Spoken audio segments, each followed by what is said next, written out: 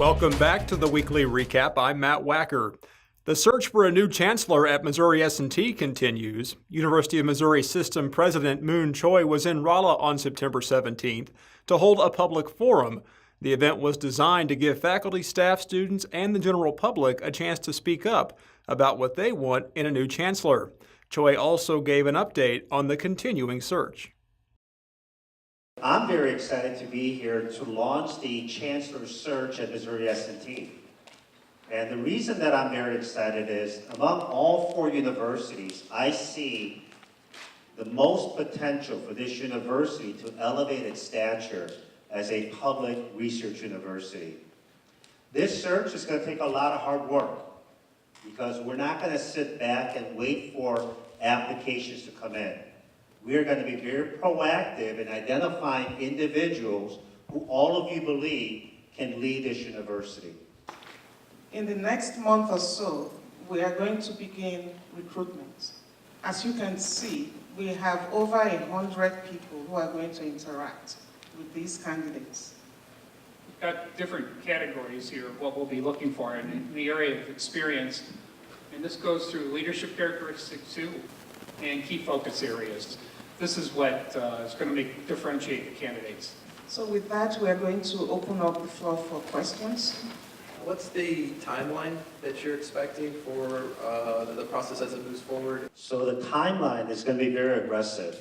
Let's figure on December. By early December, we would have completed all of the interviews.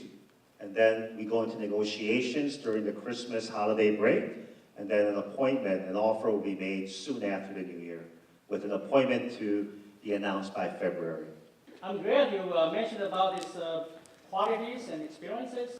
I think the most important one is the research and scholarship. And they really understand what it takes to do research and be able to really passionate about it instead of just doing the lip service.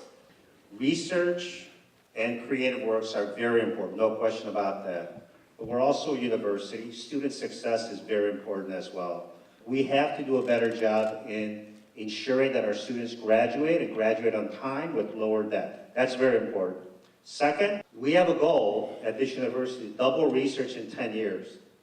We need to quadruple our research. So I do agree, having a chancellor and a vice chancellor of research who focus on research to set the right tone and the environment for research is very important. U.S. News and World Report just came out with their top list of engineering programs in the U.S. And I hope the committee reaches out to the top 30 or 40 of those programs and go after the deans, go after the vice chancellors, go after people who aren't thinking about this position, but will recognize the opportunity they have here. Yes, not only will they do that, but we need distinguished faculty members like yourselves also reaching out, especially if you have personal connections, because that will make a tremendous impact. In my opinion, a characteristic that we need to be mindful of with this search is an administrator that not only has an understanding of faculty excellence, but also knows the delicate balance with faculty excellence and a profound appreciation for staff. I think it's really important that people listen to those who do the job, whether it's staff or faculty. I think the characteristics of that person as who they are, how they lead, are they charismatic, do they want to foster a cohesive environment on our campus, is just as important as the experience that they bring to our campus. One of the things that I think is really important is that they have a long-term focus, that they're not making decisions in the short term. It's not just important to be someone who is sensitive to change, but can really lead change and select those around them that can help lead that change.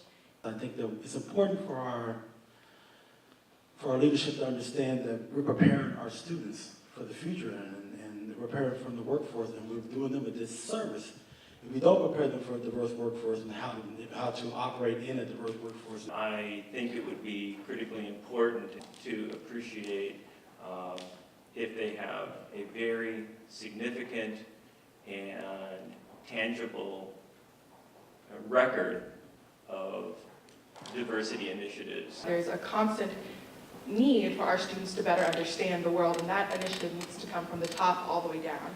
If they see faculty and staff living the lives that we want to promote within our students, they will be better prepared for success in the workforce. My perspective is that we want somebody with a lot of personal connectivity, and we want also somebody with a sense of excellence. How do we go about nominating somebody, and can students do that as well? Yes, students, faculty, staff, alums, community members, yes. But when you nominate someone, I'd like to ask you to follow up with that person to say, I nominated you. Here's why Missouri S&T is a great place to become a chancellor. This is a two-way dance. They have to impress us, but we have to impress them. There's going to be a lot of hard work. Thank you for your sacrifice. And I really do appreciate your commitment to this university. Conflict at the Rolla Farmers Market as vendor practices have come under fire from the local health department. Recent inspections made by the Phelps and Marys County Health Department are indicating that vendors are not adhering to the law. This has resulted in some contentious debate, with certain vendors voicing their opinions during the Phelps County Commission meeting. Some of these folks believe the stipulations are excessive and that they are left with no other choice but to vacate the market.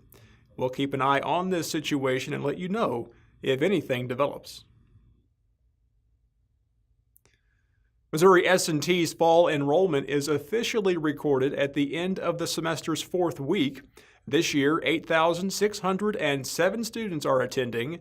That's a 3.1% decrease from last year, according to Registrar Deanne Jackson. The U.S. Bank in Lebanon was robbed on September 17th.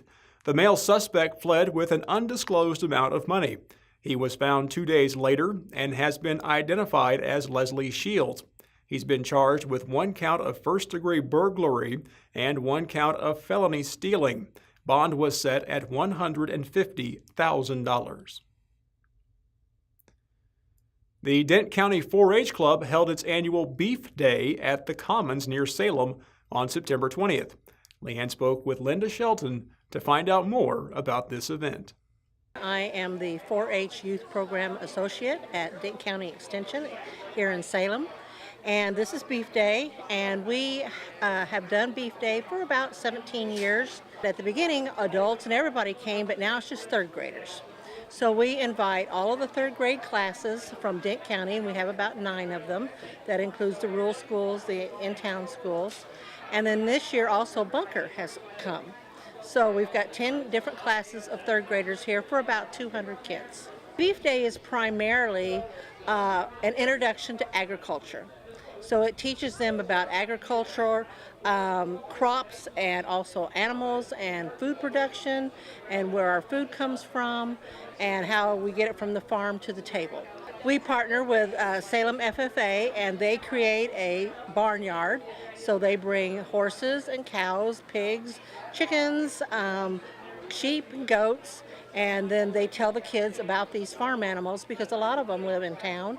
They don't have farms and they don't have these animals. So it's a good introduction for them for that. We have Stephanie here from the Extension office, who's our nutrition person, and she's teaching the kids how to make a healthy snack called Purple Cow.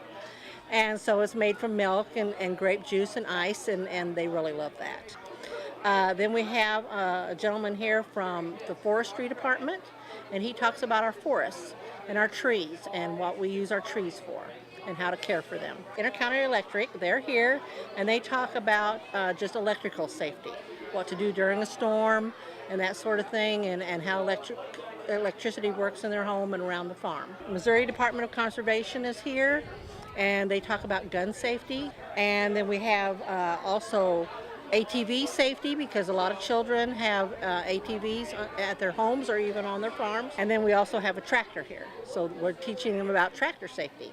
So they get a pretty good balanced educational teaching on many things. It is great. It was a gorgeous day for a fly-in at the Rolla National Airport last Saturday. Lots of vintage aircraft on display and free rides for the kiddos. Those in attendance were also given an opportunity to tour the airport's brand new terminal building. Last week, I told you that the Highway 72 extension would be open to traffic by September 14th. Well, I was wrong. A quick drive by Tater Patch and you'll notice just how wrong I was. It was scheduled for completion by the 14th, but the actual date of its completion is unknown. Fidelity Local 6 will be hosting an upcoming trivia night and silent auction on October 13th. All proceeds from the event will benefit the Rolla mission. If you're interested in participating, call our Rolla office at 573-426-3377. That's all for now. Thanks for watching the weekly recap. I'll see you next time.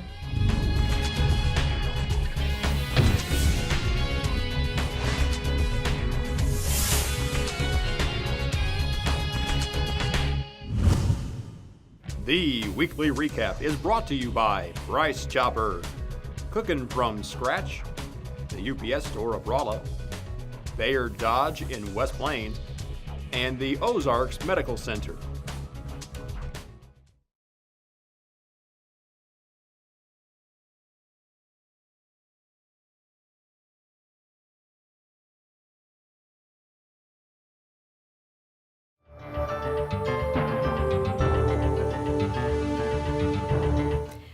No matter whether you live in Lebanon, Thayer, Rolla, or West Plains, this may sound like the perfect job.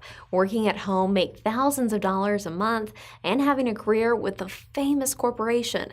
But this new twist on employment scam is fooling victims into paying hundreds of dollars for a job at Amazon that doesn't exist. Reports to Better Business Bureau's Scam Tracker about this con have steadily increased this past summer. Here's how the scam works. You're going to receive a voicemail message inviting for you to apply to a job at Amazon. Now, supposedly, this online retailer is hiring dozens of people to list products online, post reviews, and do other website work. The position pays well, and it targets report anywhere from $20 an hour to $6,000 a month. And of course, you can work from home. Scammers are using the names Amazon Cash Website or websites, StockRetail.com, and WebStoreJobs.com. You're excited about this opportunity, so of course you fill out an application online. But there's a problem. According to the BBB Scam Tracker reports, new employees have to purchase a $200 enrollment kit before they can start the work. If you pay up, the scammer will vanish. You will be out of the money and the new job will never materialize. Here's how to spot the job scam. Be cautious of any job that asks for you to share personal information or hand over money. Scammers will often use the guise of running a credit check, setting up a direct deposit, or paying for training. Check the business's website. Scammers frequently are posting jobs using the names of real companies, such as Amazon, to lend legitimacy to their cons. Check the business's website for the position and/or call to confirm. You can also, at legitimate jobs, work at home at your own pace. But incredibly, be very, very, very careful about work from home opportunities that have tons of testimonials. Often the suggestion of real success is misleading. Suggesting that a few hours of limited work will make one more successful is a red flag. If you are a victim of a scam, go to Better Business Bureau Scam Tracker at bbb.org/scam tracker to let us know.